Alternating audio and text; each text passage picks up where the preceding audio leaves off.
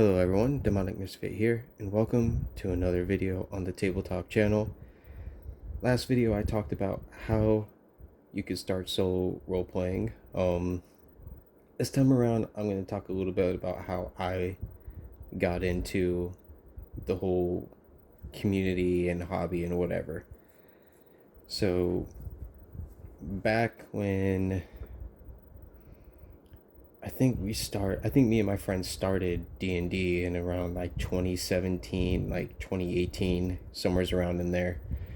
And a lot of us, this was our first introduction into the tabletop scene.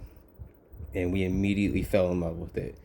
Just doing stupid shit, running around with these dumb characters, and quote unquote saving the world, which we didn't do at the end of the very first campaign, but it's whatever. Then years go by, and we ended up having a good year or so break in between. Then we started doing like little one shots here and there, but it was kind of hard to get together. We had run into some scheduling issues and whatnot, if I remember correctly, and I was having that itch to be able to play D&D again. Then I came across and found these channels dedicated strictly to doing solo like D&D or other games like Karen right here. And I was immediately starting to question, like, how is that even possible? How can one even do that? And it was a lot easier than I thought. And the more videos that I watched and got involved into seeing how other people play, I was like, I gotta try this. And I started my very first campaign using D&D 5th edition rules.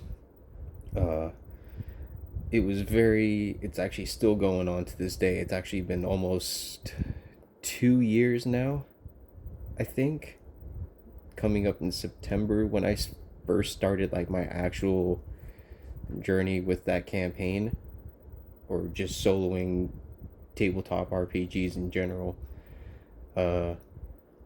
And to this day, it is now one of my biggest hobbies. It is so relaxing to just sit down, journal, roll some dice, and not have to worry about any dumb rules that being told, no, you can't do this, or no, this doesn't work, and you could just do whatever the hell you want. It is so liberating, and it really scratches that itch if you can't get a group or don't have a group to play with. But yeah, I really can't recommend it enough for anybody out there who's looking to get into it. There were so many channels that I came across. I think the very first one was called Swords and Solitudes, if I remember right. If I can find it, I'll leave a link down in the description. I don't think he uploads anymore. It's probably been like 4 years or something like that. But even then, whenever I'll have my little breaks from soloing, I'll go back and watch his little videos of Conrad the Wolfkin or whatever it was, and I will just be like, you know what, I need to get back into it, and then it spirals again. Right now I'm in one of those states of where I don't want to take breaks. I'm just constantly doing it multiple times a week whenever I can. Even just world building, I'll sit there daily and just come up with new crazy ideas and whatnot. But yeah, that's pretty much how I got into it, and I can honestly say it's one of the best things I've gotten into, even along with the community. Every video that I go and see, and I'll look through the comments, and usually, I'm pretty sure a lot of you know this, but like usually whenever you go into the comments section, there's at least like one person just being an asshole or saying something nasty, and it's I haven't come across anything like that within the solo community, and it amazes me. Uh, it is such a welcoming and kind community. I really don't know how else to put it. Everybody is just so helpful with giving out information, showing what they do, learning off one another, supporting one another, and it is just amazing. I don't think I've ever seen a community this supportive and chill like this soloing community.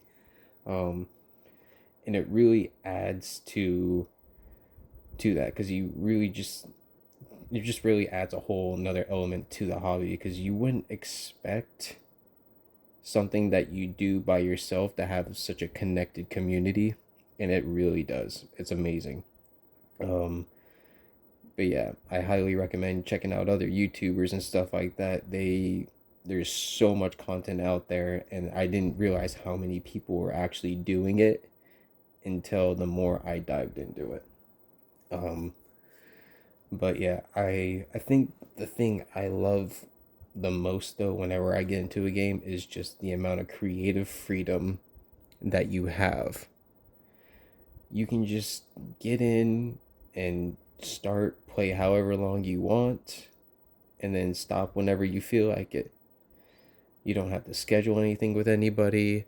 You don't need to have a deadline for something. You don't, nothing. You just grab your dice, game, journal, and then you're good. Or phone if that's all you have. Uh, but yeah, this has been one of the best things that is really kind of entered my life over the last couple of years because it's so therapeutic in a way. Um, which I mean, I'm no therapist or anything like that, but they do say that journaling and everything is good for your mental health, and yeah, I can kind of see it. It's very therapeutic. Even world building is extremely therapeutic. But yeah, just a small little video. Wanted to talk about that. Nothing much else. I tried to record another video before this, but it really wasn't going the way I wanted to. So I was like, whatever, we'll do this one instead today and then focus on that one another time. But yeah, thank you guys for watching. Uh, like, comment, leave down below in the comments why you started playing. Was it because you didn't have a group? Was it just you wanted the creative freedom like me, or you just had that itch to play? Do you have just a bunch of books on your shelf of shame, as we call it? Um, yeah, let me know down in the comments, and I will catch you all in the next video. Peace.